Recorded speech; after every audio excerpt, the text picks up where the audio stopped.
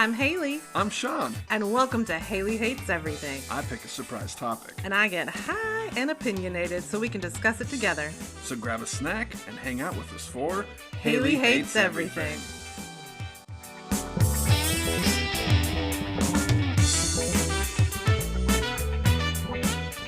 Sup, haters? It's Hailey. We are back. Welcome back to the podcast. It's been a little while. We'll talk a little bit about that. But I am also joined by my co-host, Sean. Hello, Sean. Hey, sweets. How's it going? That was new. Hello. Good afternoon. And good afternoon to you as well. Oh, man, we got real rusty. We did. We do have a lot to discuss. A lot. I don't know where these conversations will take us. It's just going to go where it goes. All right. No pressure, as they say. No, not here. Not here, please. They will not say that. So, we've been gone for 2 months. Little podcast break. And that's because it's my fault. It is my fault. I have some mental issues. Anxiety, depression, complex PTSD, yada yada. It's like it's conditions. It's not necessarily an issue, grab a tissue type of situation. Oh, there's plenty of tissues. Yeah. I grabbed plenty of tissues. It's totally... What are you talking about? Not to minimize it as just an issue. It's an actual condition. Oh, okay. You're saying it's not just... I'm not just fucking shit up on purpose. It's in the body. Yeah, I can't necessarily control it. Yeah. I see what you're saying. Yeah, I don't know when the shit is going to be shitty. And I don't know when it's going to be less shitty. So I have to decide, am I just going to continue feeling shitty and hate everything that's going on and feel shittier because I'm not taking the time? Or do I actually take the time to like rest and try to think about, is there anything that's causing me to feel shitty? I just need the time to myself to not have so much extra pressures and everything on top of whatever's going on internally. Mentally. So yeah, this time I still felt shame and guilt for not doing the podcast, but this time I decided to take the time to sort of rest and take things off my plate and just focus on very specific things at specific times. And I think it helped. I feel like I get through these things a little faster. Yeah, absolutely. It's not perfect, but it doesn't feel good for a while, and it feels like it'll never end. Yeah. So it makes doing everything else harder. So I just have to focus on just staying alive, eating, sleeping, that kind of thing, hydrating. So it makes everything else harder, and it was good to take that extra time to focus on that. And unfortunately, the podcast had to go on the back burner. But I'm feeling better. I'm coming out of that sort of depression fog or whatever you want to call it. I'm having some energy. I'm getting some shit done. I am trying to tick off my to-do list of all of the projects that I want to do while I'm in the zone. So we're back. This is part of the... It's like that. So I'm just trying to get things done. I'm trying. We have a lot of stuff to talk about. Not just, I'm so depressed. Which I don't want to minimize it either because it is super shitty. Yeah, totally. So did you have anything up top that you want to discuss? I'm excited to talk about our last episode. I still tout that my movie was the best, of course. Oh, God. No. No. I don't know. I can't remember if the part about Rotten Tomatoes made it into the podcast. I was just going to gloat a bit. What's fucking new, dude? I remember you saying mine got the highest Rotten Tomatoes score.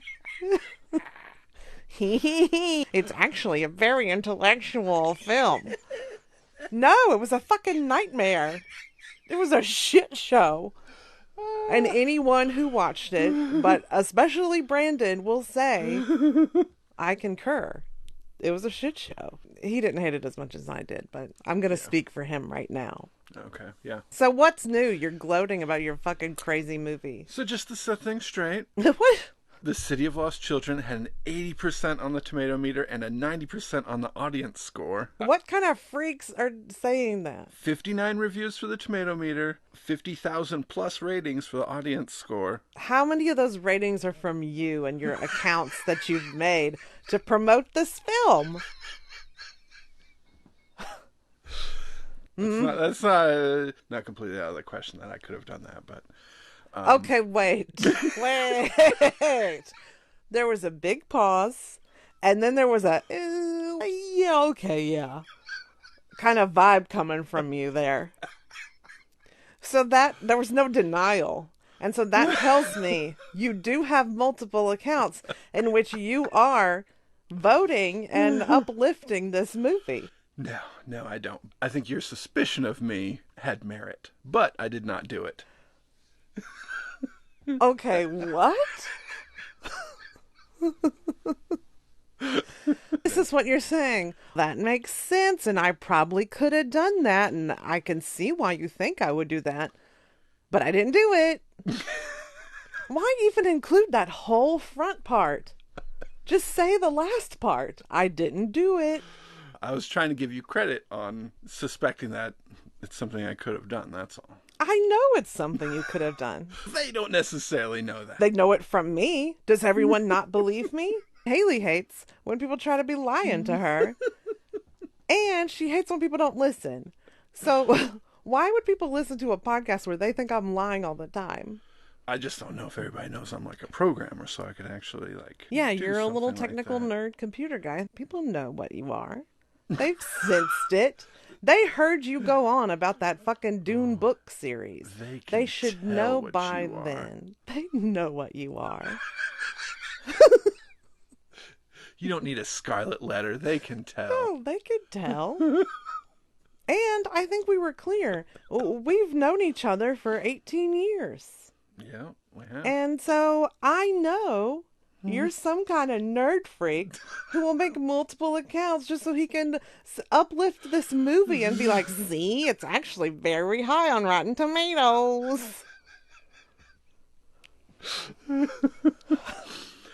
All right, Far and Away got a 50% on the tomato meter and a 62 on the audience score.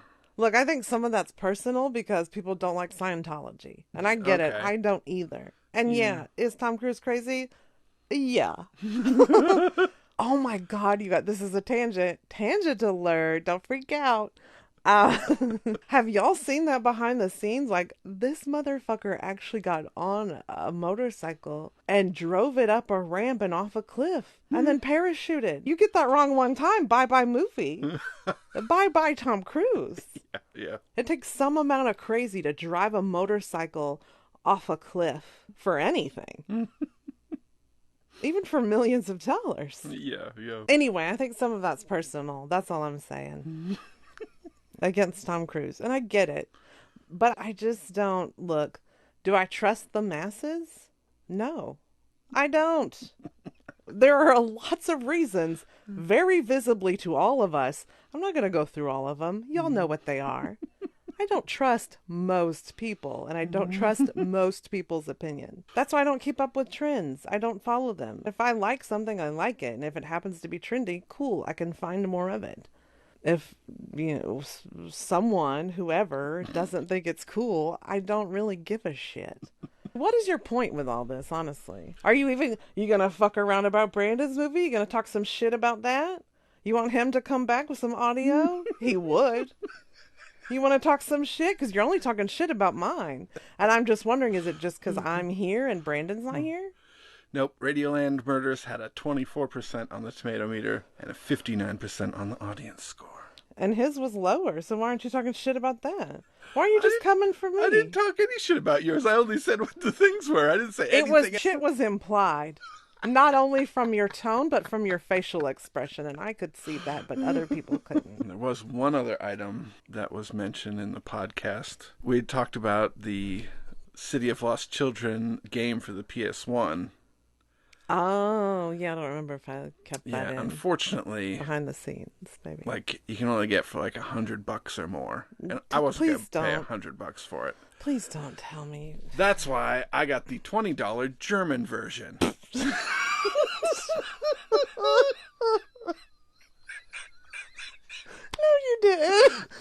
yeah. Oh my gosh. Does that even work in anything? Oh, I got it working on a PlayStation 1 Of emulator. course you of course you fucking did. A PlayStation 1 emulator. All right. Remember earlier when you were like, but people don't know that I'm a nerd. And so you gotta tell them, like, my history so they know. You can't just, like, call me a nerd. You gotta tell them why I'm a nerd. And I'm like, oh, they know.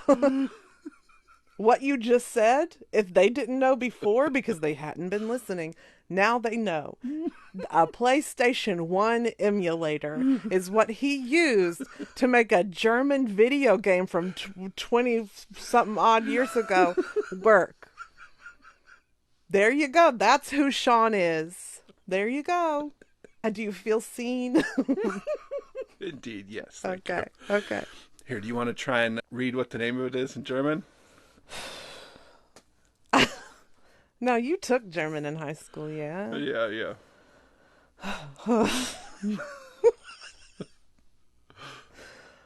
Die? Yeah? Did I get that part right? D. Stat? Der. Ver. Vorlerinnen Kinder? Is that correct? Yeah, something like that. Okay, so I was pretty good. Yay me. So now, if you wanted to, we can set up a whole stream. You can play it. I can get Google Translate going to translate it in real time. Oh, man. I guess. Look, this is partly my fault. Because I did talk some shit where I said, yeah, I'll play it. Because I have a big mouth. And sometimes I run it. And sometimes I don't want to back that up. But I did run my mouth. And I said I wanted to play it. Because I like to be cool. I like to be the cool girl. I'm up for a challenge. Now you can add Game Streamer to your No, let's not go that far. Gamer Girl. I could already claim that title. Yeah, yeah. I just don't want another thing that I have to keep up with. I opened a Threads account, whatever app thing. It's like Twitter, but less shitty people. I don't know. But I don't have time. It's too much pressure. I don't want to, I don't have time to keep up with it. I don't have time to learn exactly how to use it the best. But I am there, and I have been throwing out some random thoughts here and there. So if you join the Threads app, you can follow me, Divine Mrs. Diva, same thing as my Instagram account. And I'm just going to say some shit every now and then. We'll just see. If I got an opinion about something, I think I'll just put it out there and we'll just see. Did you just post an opinion? What was the last one? Oh, here's what happened. I posted a great thing about the hot guys reels and how much I hate them, and we'll talk about that in a minute. But I was trying to figure out how to post it on Instagram because other people were doing that, and I was going to try to, like, it looks cool with the thing, and I thought, oh, okay, that's a cool way to tell people to maybe follow me over there if they want to get some shit that I'm not saying over on Instagram. But in that process, it deleted that post. Oh my God. And I didn't want to repost it. I don't have time for that. I don't know. I couldn't get it back. But it was a great post. And maybe I'll say it in the future. But I'm about to say it here anyway. So, what are you going to do? Oh, but I think the last one was about when we got high on the beach. And you said that you saw things differently. Things were in sharper focus and things just looked different because you were high. And I leaned into you and I said, does that make my pores look big? And we just cackled and cackled on the beach. Oh, shit. I forgot about that. Yeah. Then it started raining. How long did it take you to try to fold that tent back up? A long time. It was so cold. It was incredibly windy. It started raining. We were there to see the sunset, but the clouds came real fast. We were both high because we got high because we thought we were going to sit there and watch the sunset. Yeah. And we had the dogs with us. So we're trying to get everything out of the tent, and in this wagon that thankfully the rental place we were at had, I'm trying to keep Dobby in the wagon, tucked into blankets because he's freezing. I'm holding Finn, who's in a sort of backpack situation on the front of me, and I'm trying to hold that in place while also trying to keep myself warm.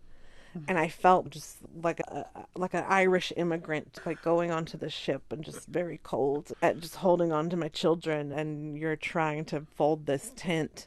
It was just like a half tent thing, and it has the poles in it, so you've got to bend it in these very specific ways. And I couldn't help him because I'm trying to keep the dogs together, and the wind is making this thing almost a kite. It was not fun.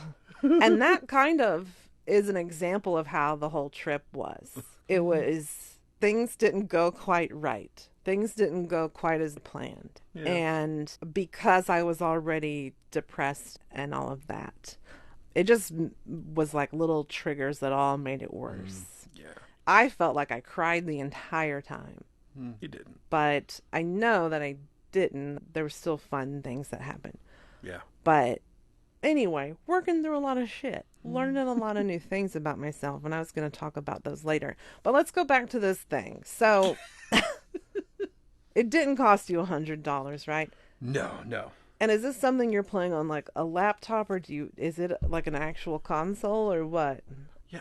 PlayStation. I might be able to, I could definitely hook something up to the TV, or it could go on your computer. It'll run on your computer as well. Okay, so I'm willing to attempt it and record myself in, I don't know what way, like at least audio. But I will not lose my mind over it.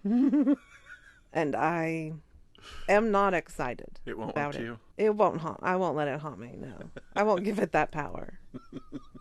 Maybe you like the game a lot more than the movie. That's possible. It's very possible. You know what game is better than the movie? Uncharted. True. Did y'all see that garbage? Look, it wasn't complete garbage. It was better than I thought it was going to be. Yeah. Mark Wahlberg, Tom Holland. I'm liking Tom Holland the more that I see him and stuff. Oh, okay. But Marky Mark, and I'm going to call him Marky Mark because I know he hates to be called Marky Mark. I wasn't great with the casting, but again, it was better than I thought it was going to be. Yeah. It was a little closer to the vibe of the video game than I thought it was going to be. Was it enjoyable? Yeah, okay. Yeah. But it wasn't exactly what I wanted it to be. That's all. Anyway, I'm going all over the place. It's been a while, and I might just start spewing just information of any kind, just out into the microphone. Did you have any last thoughts on the Movie Exchange episode? Again, you're wrong about your movie. That's really what I want to leave everyone with, is that I don't even want to say that my movie's the best. I just want to say that yours is not. Oh, man. I remember in Little League, there's this one kid, he was just a real dick, always saying he's the best and stuff. And I'd always tell him he wasn't the best. You would tell him that? Yeah, I wouldn't say I was the best. He'd be like, oh, what, you think you're better than me? I'd be like, no, I just don't think you're the best. Oh my God, did it piss him off. Right? I hate this. Only a little. Many hates. Look, I mentioned this earlier. Need to get it off my chest. Okay. I hate hot guy reels. Reels, you know, the videos on Instagram. I'll be explaining a lot just in case. So, hot guy reels is what it sounds like. It's some guy who's considered very attractive, who makes a reel, who makes this video of him essentially doing nothing. And that's why I hate it. Because not only is it too cocky, because they know they're hot. Like, that's the first thing. It's not enough to be hot. There needs to be substance there. This seems to be an unpopular opinion, but there needs to be something behind the eyes, perhaps. Something where things are clicking. There needs to be skills and talent. There needs to be a humbleness. Describe one of the hot guy reels you've seen. All right. So, hot guy. Usually buff, usually shirtless. Just jacked. Yes, we're talking washboard abs. This is like clearly a guy who spends most of his time in the gym and the tanning salon, possibly. Got like cantaloupes for arms. No, not that big. Okay. A little bit more athletic built. Okay. Sort of slim but muscular. But not always. I mean, sometimes, like the cowboy ones, they're usually like jacked. They're usually like extra toned. Because I'm assuming they've been lifting hay bales and shit.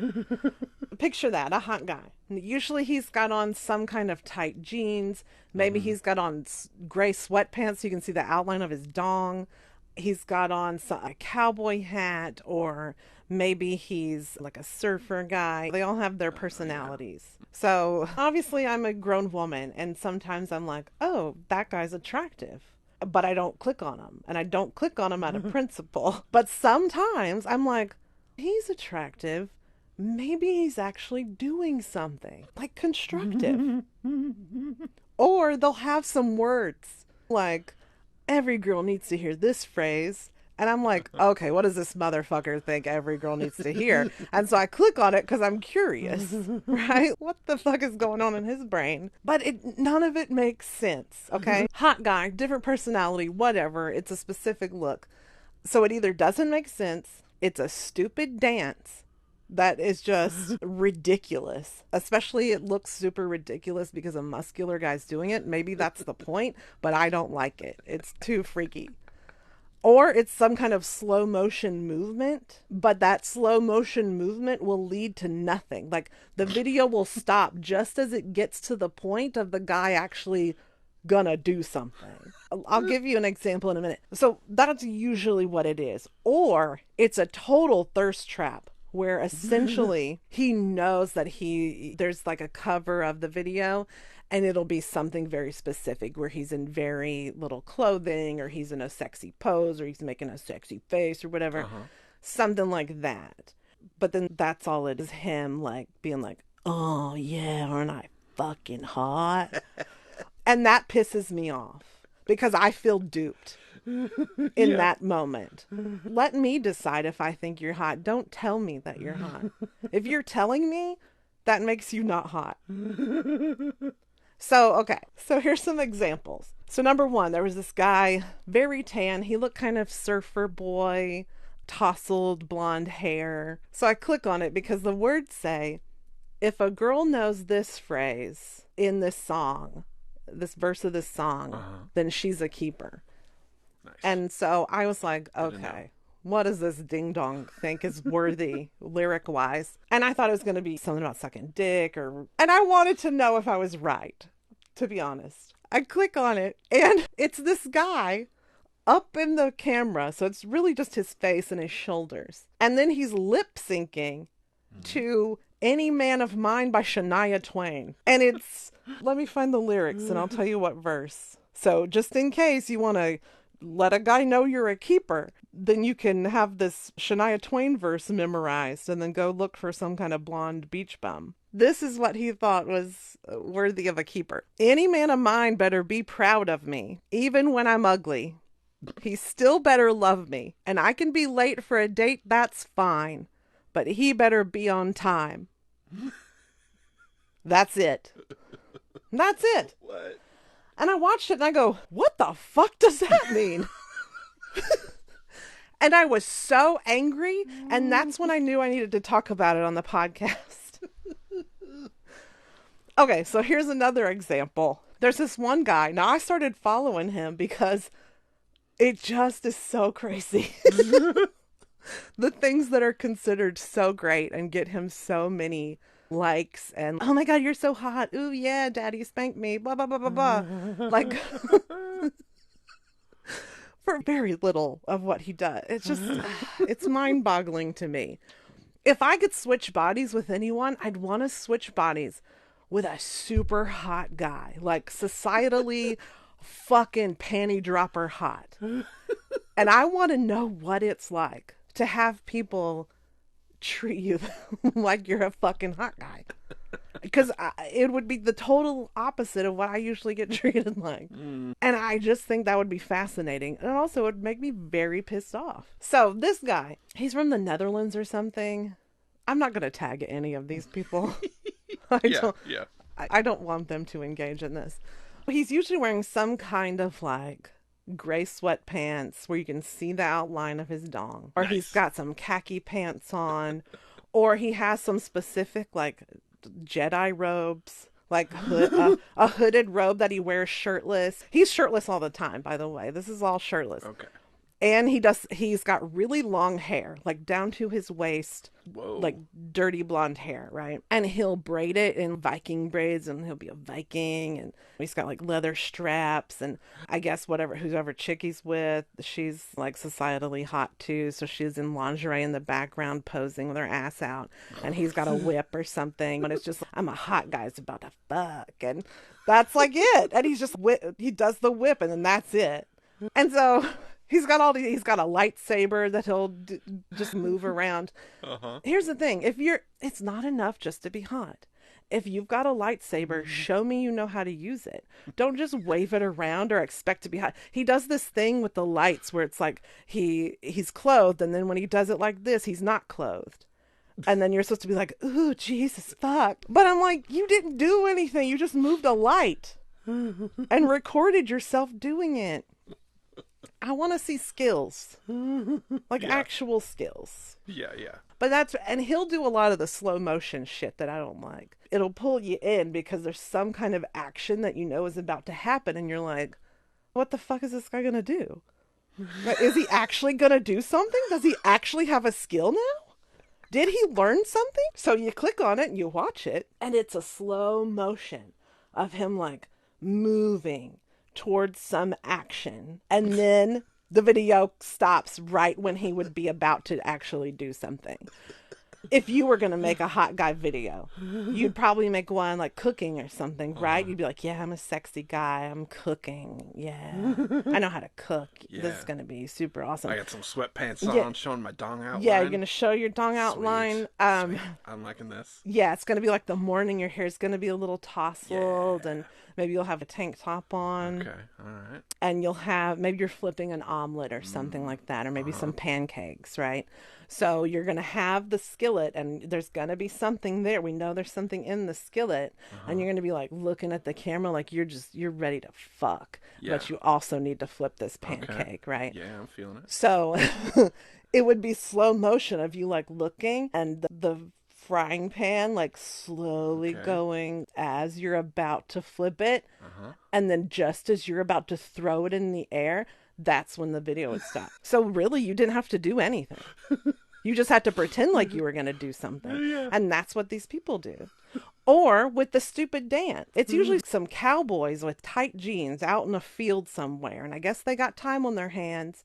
And so they decide to all get together in a group and do this lasso dance where they're like, hur, hur, hur, hur, hur, hur, and they shove their butts out and they kick their legs around.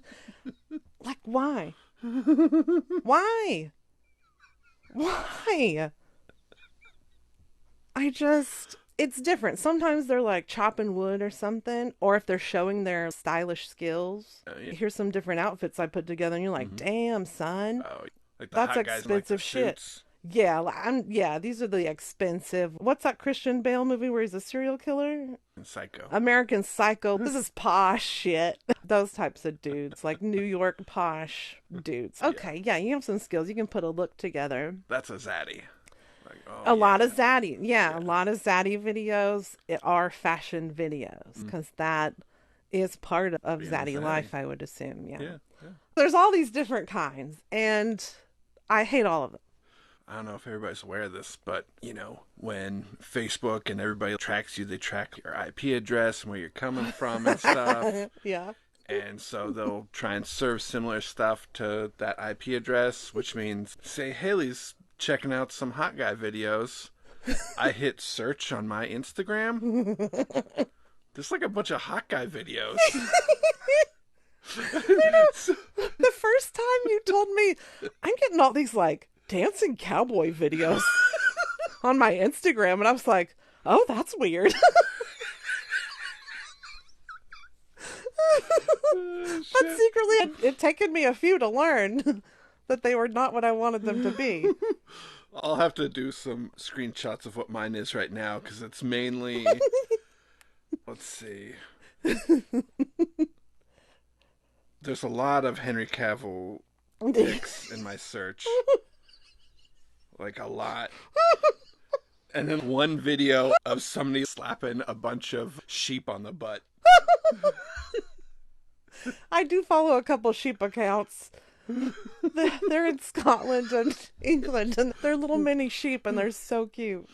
But I remember one of the first ones I got was just like this hot guy shirtless. He's turning around, like you see his hot, sexy back, like he's all fucking big. And he turns around, and he's holding a fucking pizza and smiling. And I'm like, what is this?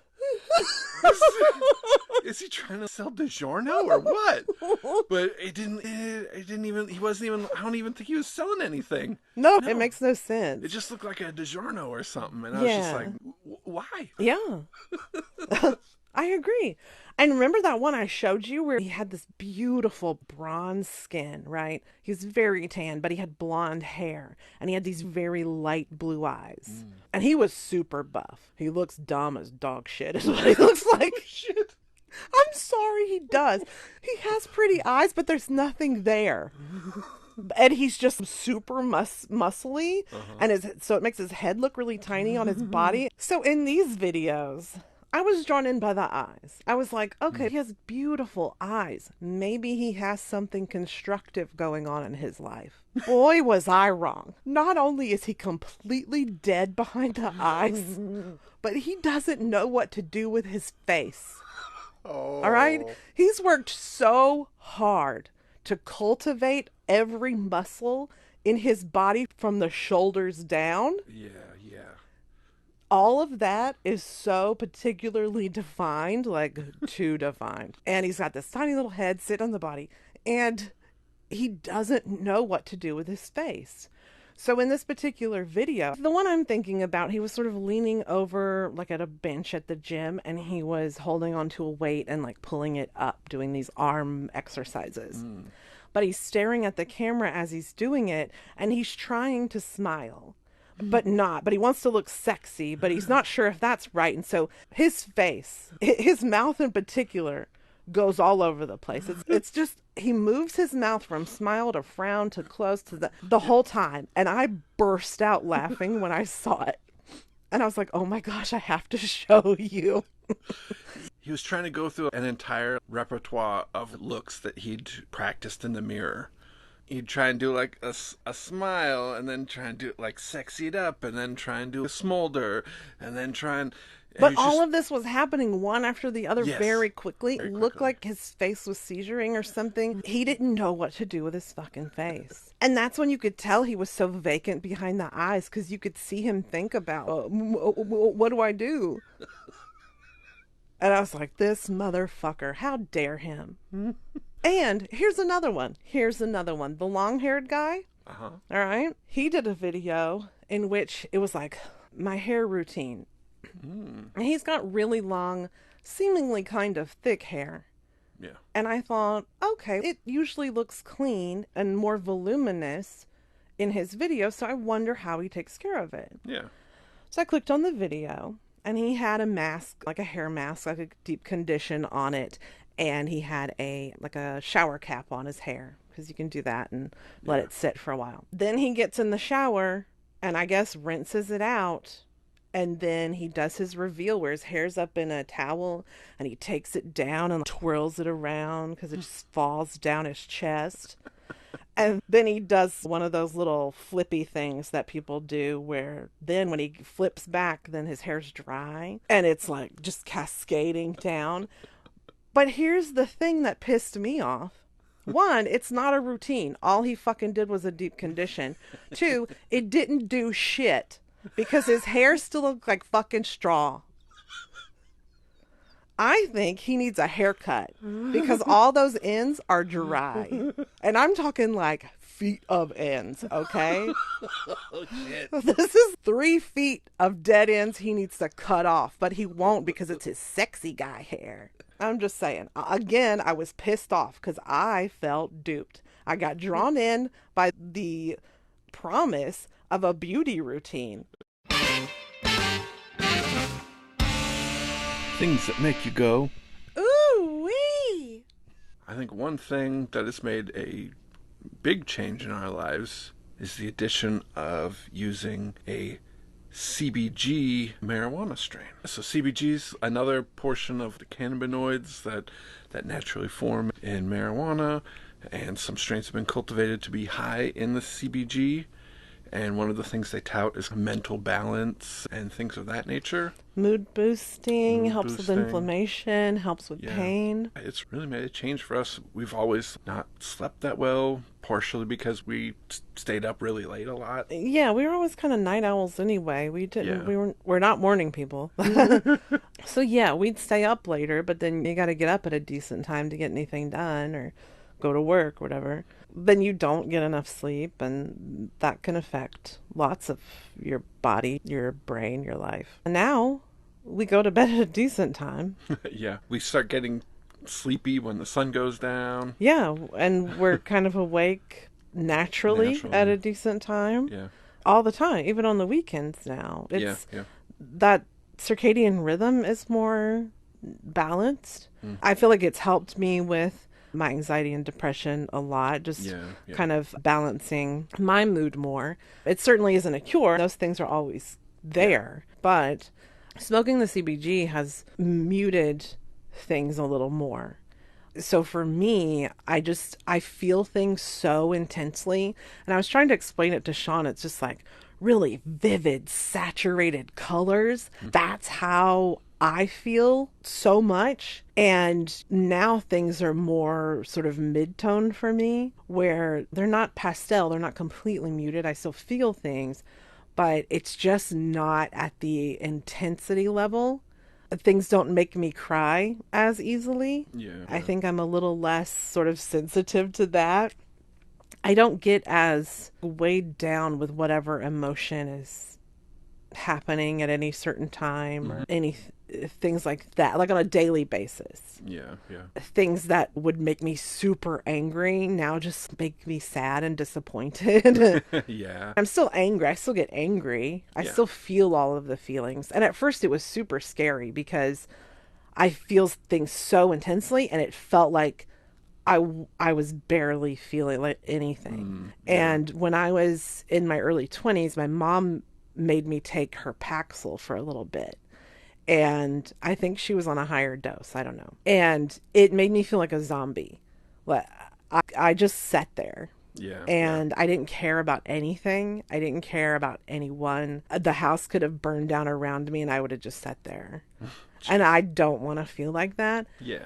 So at first, because it was toning down my feelings so much and I was used to such a high level, it felt like it was dampening everything too much, and I was really scared that I was going into zombie mode. Yeah. But I think that was just me getting used to the lower level of feeling. That's how intense it was. Yeah. For me. But now I feel like it's more balanced. That's good. It's more even on a daily basis. But I do feel like those times when I get drawn into the anxiety or into the depression, even if it lasts for weeks or months, it's not as long as it used to last.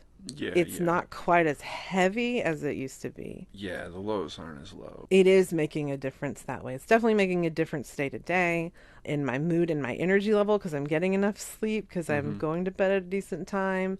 So yeah, it's just been super helpful. Yeah, and if you're not into smoking and stuff, you can find some non-THC edibles that Yeah, because I even CBG. think the strain that we get only has a very small THC. Yeah, it's But 1%. they do have gummies and tinctures, like oil-based tinctures that don't have the THC in them. Yeah, yep. The Wild brand has some CBG, CBD gummies Yeah. that we took to the beach. And I felt those worked fine. I still feel like smoking it works better. Yeah, But yeah. I do feel like the other options worked. Just maybe I would probably do them more, like throughout the day versus smoking it, which I do 2 to 3 times a day. I usually just smoke it once in the day, and it Usually gives me a little bit of energy boost and definitely helps with focus and stuff. I guess my ooh-wee would be that the season 7 of Outlander has started. Oh, shit. Yes, I'm very excited. I reread the book, An Echo in the Bone, to prepare, and I really enjoyed the book. I forgot how many things happened that I really enjoyed.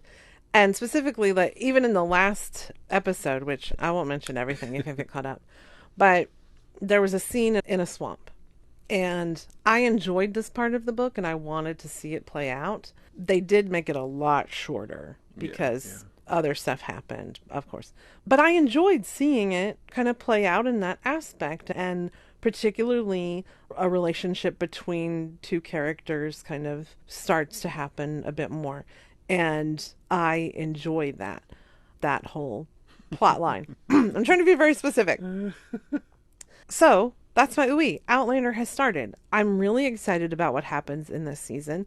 There's going to be all kinds of ups and downs, and I'm really excited to see how they play it out. And if you enjoy watching Outlander, make sure that you check out the official Outlander podcast. Matt Roberts, who is a producer on the show and maybe a showrunner now, he does the podcast, and so different writers or producers or whoever will join him, and they'll watch the show in real time, and they'll talk about different aspects behind the scenes and different stuff like that. It's so much information and just like extra tidbits, and so if you really love behind the scenes stuff like I do, it's so much fun to listen to it. And it's really slow because he is watching it in real time, so sometimes there are little pauses as they watch a scene or something. So I usually have it on the 1.7 times speed, and it goes by real fast. But it's a really good addition, I think, to the show, because obviously they can't put everything that's in the book in the show. And I was really mad because I saw some people's opinions on Facebook about it, and they were like, "Oh, I hated the swamp scene. I'm glad they didn't do this." Blah blah blah. But other people didn't like any of the swamp scenes. And I really enjoyed that part of the book. Did any of those people say they liked the City of Lost Children? They might as well have. My gosh, Sean. I just want to gloat a little bit. I'd say 90% on the Rotten Tomatoes. Please. And you know what? You keep bringing up the movie, too. This is not the first time. Like, you've mentioned, is it like in the City of Lost Children? I'm like, who the fuck? What? Oh, that guy. No. You keep bringing it up multiple times. And I'm like, why? Why are you doing this? I don't go around saying, my spoons, all the time. Only once in a while. I might say you're a corker, Shannon, a little bit more than my spoons, but usually I'm talking to Finn. Yeah. Because he is a corker. I do enjoy getting a rise out of you because you hated it so much. God damn. I should have known. Everybody fucking with me. I got another ooey that kind of loses some steam. Uh-oh. In the ooh. It's ooh. Oh, okay. New season of Witcher. But only like part of it. Yeah. It's like, That's, yeah. Henry Cavill's barely in it. And when he's in it, he's just going, He's got a little more talking this season. Does he look fucking hot? Yeah, he does. Is he a sexy daddy? Yes. Yes, he is. He's acting more like a daddy, too. I know, it was hot. I'm sorry, it was hot. It was protective. It was hot. I liked it. I thought it was sexy. I wanted to see more of it. I wanted to see him be more comforting and like a safe person and stuff. But he still just felt disconnected from everything. Yeah. And I liked the outfits, but it just felt like it was mainly Siri complaining about, why can't I have more freedom? Why can't I do this? And then being like, you gotta learn. And then just montages. When there's a montage that starts in the first 5 minutes, that's when I question, what's going on here? Why? I was excited until I started watching it. And then I just wanted to see all the Henry Cavill. I just wanted to see him moving from room to room. And I didn't care about any of the other things. Yeah. I do want some of those Yennefer outfits, though. Oh, yeah. I need like a Yennefer cosplay. Fat Yennefer. I'll put it on the list. Here's another ooh-wee. This is from my birthday 2 months ago, because we're so behind. Axe throwing is fun. Oh, yeah, totally. It's fun. Now, I'm going to write about it on the blog, and actually it'll be out next week. So you can check that out, divinemrsdiva.com. There'll be a little video of me throwing the axe. It's very Hells yeah. cute. I would say an hour is a decent amount of time if it's just a couple people. But even if it's a few more, like at 4 people, I think an hour's good. Yeah. Because, especially if it's a hot day, because you got to walk back and forth to get your axe. Nobody's bringing your axe to you. And back and forth, it gets old real fast and you start sweating. Yeah, yeah. Especially on a hot day in a humid axe throwing fire station. Yeah, true. So be prepared and wear sensible shoes. And I believe they say wear Absolutely. closed-toed shoes in Yeah. most of the things. It did feel, I was concerned about the idea that there's also alcohol being served, but they only allow 2 drinks per person. Yeah. So that felt a little safer. And just keeping your wits about you and knowing who's drunk-ish and who's not is Yeah. also very helpful. So when they're throwing an axe and you need to pay attention. I didn't have any slip-ups where I felt like I was going to hurt myself. And the axe is designed that once it hits the thing, it's supposed to drop. So it's not going to bounce back as much as I guess a regular axe would. Yeah. And I would also suggest, instead of just doing the stationary bullseye, to do the computer-generated one. It's like a projector. And it's Yeah. projecting a bullseye that changes actually. So it's fun. It's fun. It's more like a game onto a board. And so you see it fine. You're throwing at this target that's changing each time. And you can keep score like a bowling game. It's got a little score in there. And there's different games. So we also did one where it was zombie heads that we had to hit with an axe. Yeah. But we couldn't hit the emoji or whatever. That one wasn't as fun. Yeah. I enjoyed the bullseye one because it did change and it kind of kept your brain working and stuff. Yeah. It was super fun. I would definitely go do it again. I would do it with friends. So if you have been thinking about it, go check it out. Also, for me, always a new we since 1988, Joe McIntyre. Ooh, Joe McIntyre. We saw him, Sean was there, in Seattle on May 4th. Now, I just posted about it on my blog, so if you enjoy Joe McIntyre, if you enjoy New Kids on the Block, if you're just curious, go look at the video. It's on my YouTube channel. It's on the blog, divinemrsdiva.com. I also have a blog post that goes along with photos and all kinds of things. So that is there if you want to see it. We had fun, but there were crazy fan shenanigans, and I did write about it on the blog. I don't know how much we want to talk about it here. It's not a new we for sure.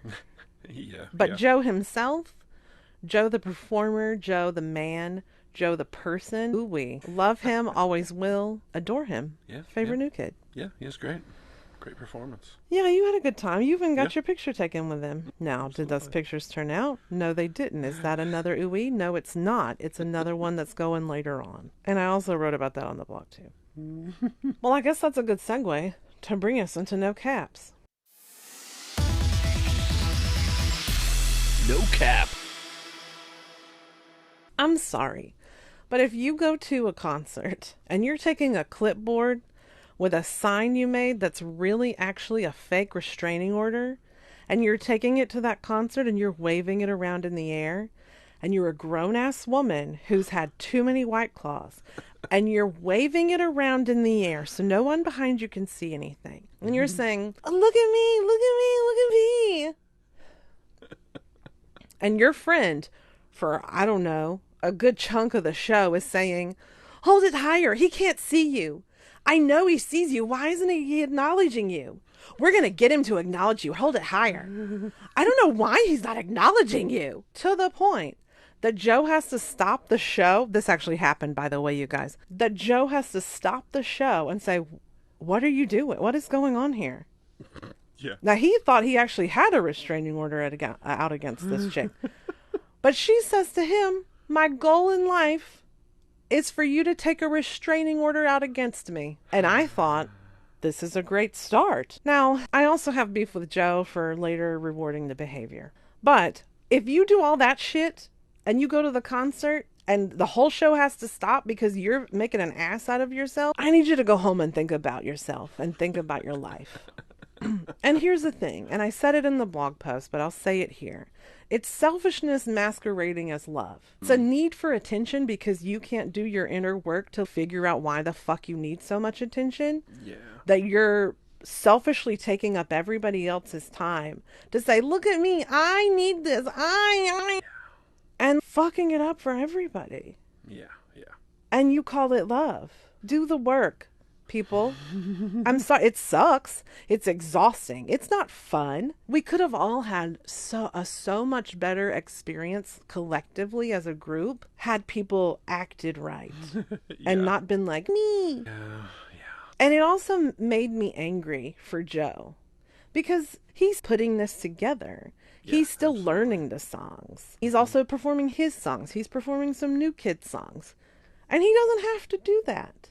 Yeah. But he is doing it. And he puts this together and it means something to him. He's talked about how it means something to him. Yeah. It's important to him. This is his first solo tour in 20 years, 25 years, something. And then people are just yelling. Now, look, when he sang Father Figure, did I have a moment? Yes, I did. But was I yelling, you can be my daddy, to him? No. He's still a human being, and this is his job. And yeah, we're there to have fun, but let's respect him as well. You can clap. That's applause. That's what he needs. Not just yelling out shit. Yeah. And because of all the crazy people, everybody else is talking all the time. It was a fucking crazy chaos show.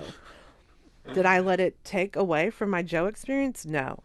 Did he smile at me, the biggest smile he had that night, directly at me during one of my favorite absolute Joe songs? Yes, he did.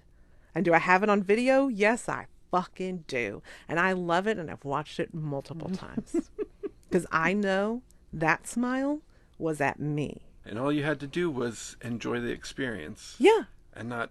I just had fun. Wave shit in the air and I was dancing. Affect other people's experiences. But it was a lot of fun. And it was fun. And we got to hang out with my friend Summer, and her mom was there. And we all had a great time. Like, the show was great. Yeah. But specific people made it real shitty real fast and ruined the vibe a little bit. Yeah. And I would just like people to think about other people around them. Do you need 10 White Claws?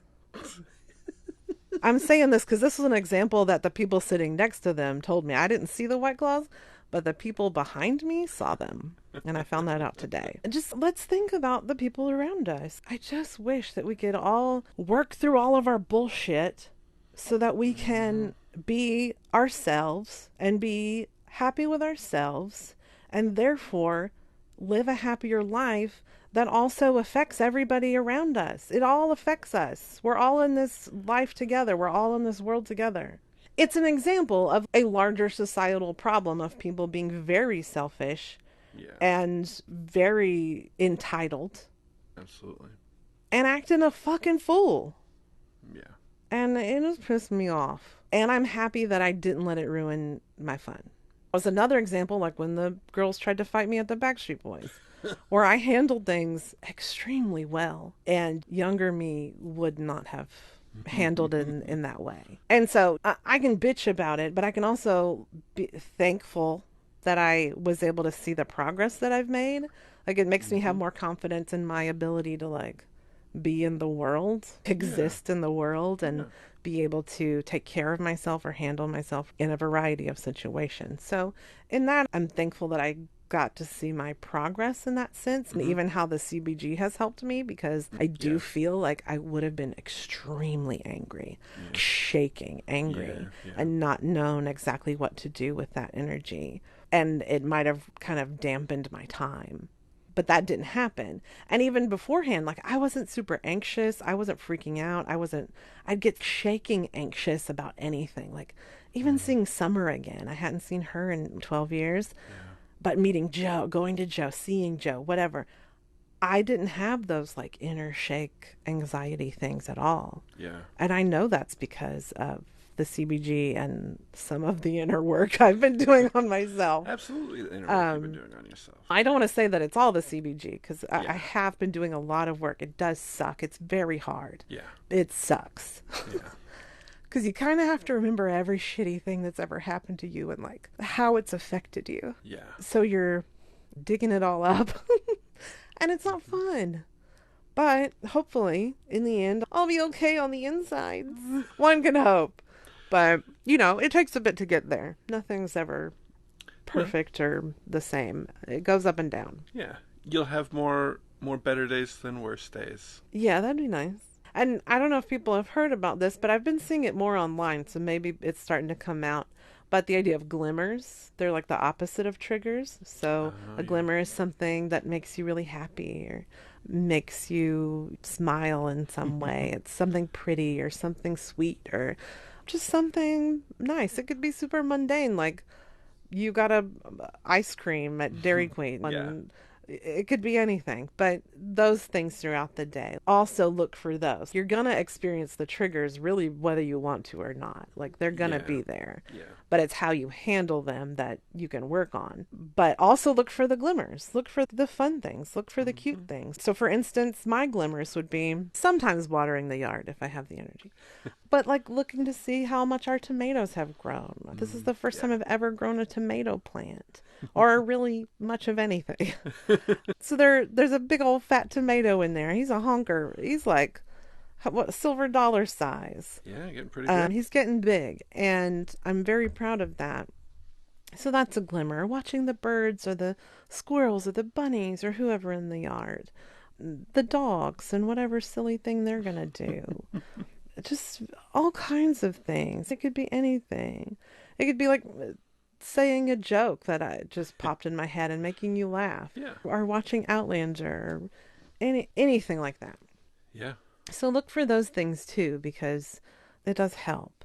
And you could even take a picture of it and make a little mood board or Oh yeah. something if that's helpful for you to see it. Set yourself up a glimmer album so you Yeah, can go through. make your glimmer photo album and just add those sweet things, little moments or whatever.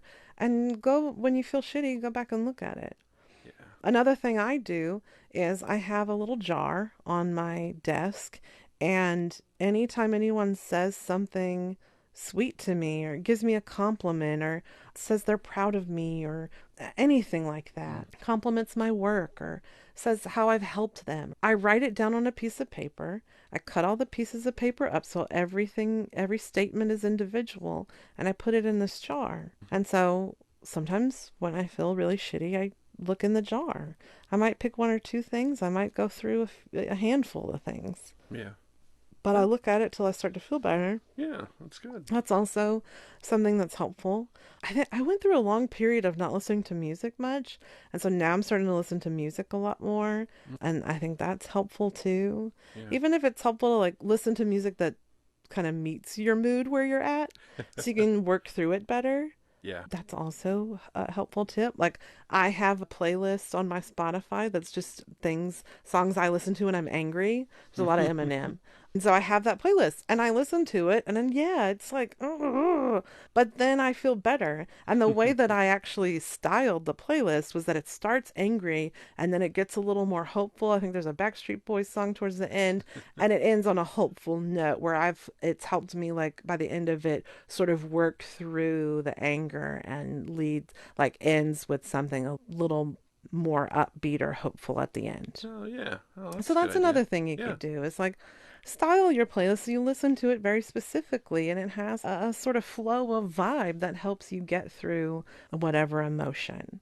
And also Yeah. journaling has helped me a lot. Yeah. And having a little notebook, or most people will use some kind of notes app on their phone, but I like having a physical notebook in my purse. And so when I have some kind of thought or idea or anything that comes to mind, some people call it downloads, or like it's a message from the universe or something that pops into your head that feels Mm-hmm. like an important message that you need to pay attention to, even some kind of realization about, oh, I get really mad about this thing because this thing happened to me when I was a kid. Write that down. Mm. Yeah. And so I've been trying to write it down as much as possible and be able to look through everything. And it adds up. And I think it's really helpful to see stuff, to write things down, to have a physical copy of it, to get it out of your head in that way. And some people are just going to type it and that's going to work well for them. But for me, I like the physical part of it. I think that part is helpful to me too. I had a conversation with a friend and I likened it to digging through the garbage chute in A New Hope. I thought it was Empire. It's murky. You can't see shit. You know there's some dark shit in there. You know there's some shit that's going to fuck you up in there. And you don't want to even know what's in there. But you have to dig through. Like, you have to get through it to get to the other side to get out of this. Yeah. So, yeah, there's a lot of shit in this garbage pit in my brain. So you got to dig through. And you got to be like, oh, where did this garbage come from? If there were all these parts, but all the parts are related to all of the things you need to work through.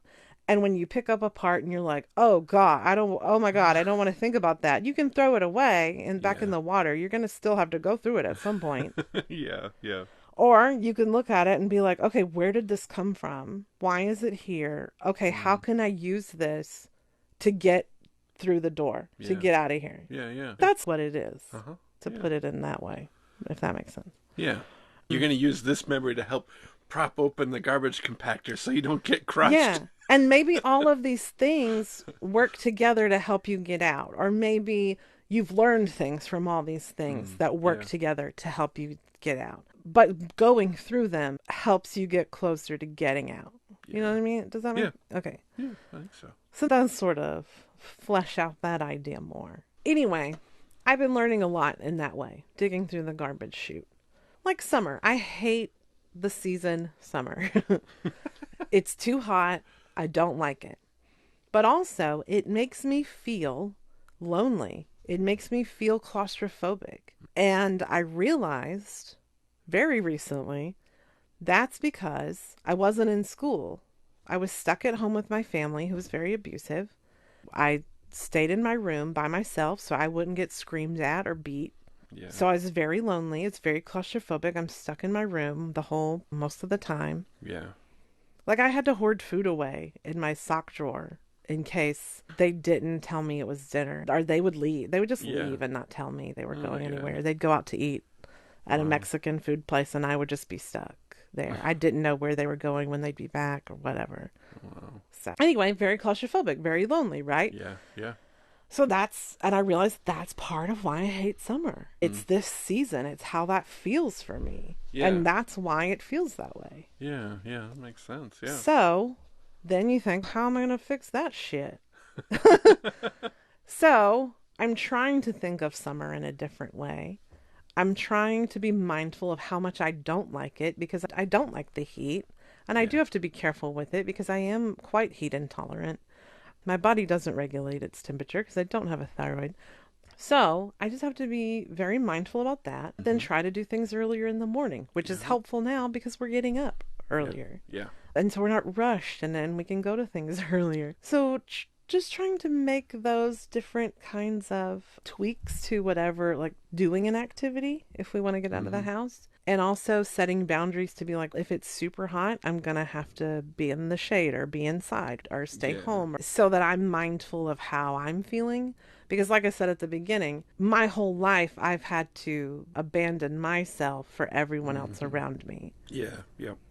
And I'm starting to figure out how to set those boundaries and pick myself and what I need in a lot of situations. Yeah. It doesn't feel great. It's like super uncomfortable. But also there was a phrase that I read when I was doing my journaling the other day. And it said, learn the difference between danger and discomfort to try to regulate your nervous system, to help with anxiety and things. Yeah. Learn the difference between danger, like actual danger, and discomfort. Yeah. And so I've been trying to repeat that to myself. Going to the doctor is very scary for me. It makes my anxiety really bad. It's an issue. And there are appointments coming up that make me really nervous. And I have doctor phobia anyway, yada, yada. But trying to say that phrase to myself, where I can leave. If I feel like I'm in danger at that doctor's office, I can leave. Absolutely. But I am going to be uncomfortable there because I don't like the doctor's offices. Yeah, yeah. So if I can know, like, I'm probably not going to die there today. No. but I'm not going to feel great. It's going to be super uncomfortable. I Yeah. maybe I can handle it better. So I'm trying to look at it that way too. That was just a very helpful phrase that I heard recently while we're talking about my mental health issues. So another thing, that realization I had was that our trip to the beach, which I was very excited about, didn't go as planned. It wasn't completely shitty, but my depression was, and it made me feel shitty the whole time. We still saw lots of eagles. Like, we did lots of really, Yeah. we drove on the beach and I took some photos, and I'm going to go through those starting next week. But it just, all of the little things that went wrong were triggers that led to Yeah. the bigger issue. I realized as things didn't go well because I'm trying to change. And I also think that's why my anxiety and depression have been so bad lately, is because I'm trying to change. And Oh. their essential job was to Yeah. protect me Yeah. from all Exactly. the shit that was happening to That's me. very true. And so I didn't want to cry. So when I'm trying to change, they're freaking out, Yeah. the anxiety and depression. And they're like, oh God, no, this is not how things are supposed to go. Like, this is how bad things happen. Yeah. But I'm trying to change. Yeah. So I have to do things differently, and that's really hard. So part of that for me is trying to not have a lot of control over things or aim for perfection. So with the trip, not over planning, not really, we didn't really have an itinerary. We just were going to relax, and we had a various list of things we could do Yeah. when we felt like doing something. And I thought that was fine, and I was packed days in advance, and Yeah. I felt prepared in that way without having to freak out. And I felt like I was going to have a good time at the beach. Yeah. When they think things started to go awry, when I felt like you hadn't prepared enough, and I felt Mm. like that was my fault because I should have prepared enough. I should have anticipated everything that was going to go wrong the whole time Yeah. and been prepared. I should have done more. It's my fault. I realized that's because of the family I grew up in. Like, Yeah. I had to anticipate their needs, their emotions all of the time, Yeah. Yeah. because that was between me maybe having dinner that night or getting slapped in the face. Yeah. Anything could happen. Yeah. So I had to anticipate everything. And if something went wrong, I was blamed. When I Yeah. wasn't That's fucked perfect, up. if something wasn't perfect, I did get blamed. Mm. And so that sticks with you. Yeah. Yeah. So I realized, even though I'm prepared with my stuff, because you weren't necessarily fully prepared with your stuff and it made us a little bit late, and because things started going wrong, not quite as planned, I wouldn't Yeah. say wrong, but just not quite as planned, then I felt it's my fault because I didn't see this coming and I didn't prepare for this Mm. thing, and Huh. I wasn't Yeah. aware of this thing or that thing or blah blah blah. So yeah, that's part of the reason that I Okay. cried all the time. But I didn't know it then. I didn't know all of this then. Yeah. Yeah. This just dawned on me like a couple days ago. Oh, dang. Okay. Yeah. So yeah, learning things, that's progress. Yeah. Attempting to unlearn things, that's another thing, Hmm. another progress. And yeah, I'm trying. Yeah. Yeah. But You're it's hard doing because great. I feel like I have to tell people I'm trying. Like, Yeah. I'm trying, but I don't need to. Oh, But yes. I True. feel like I need to. Does that make sense? I get it. I get it. Um, Yeah. and especially when I'm not being consistent with something like the podcast or like my Mm. blog, or maybe I haven't talked to a friend in a while and I feel guilty about that. Then I feel like I have to prove that I'm Mm. trying, prove that I'm doing something. Yeah. Yeah. And that's not really necessary either, but it's just that feeling. So Yeah. Yeah. anyway, this is what's happening. This And is then, where we are. Thank you for hanging out with us. Thank you for sticking around if you're listening to this. And we will catch you next time with some kind of exquisite hate. and thank you, Dobby, for waiting the last 15 minutes. Because Yeah, he's been wanting his greenie very badly. yeah, he's very demanding. It's a stare down right now. So thank you, Dobbins. Now, y'all know I hate to say goodbye because I have so much to say and we have lovely chats, but I do love to watch you go.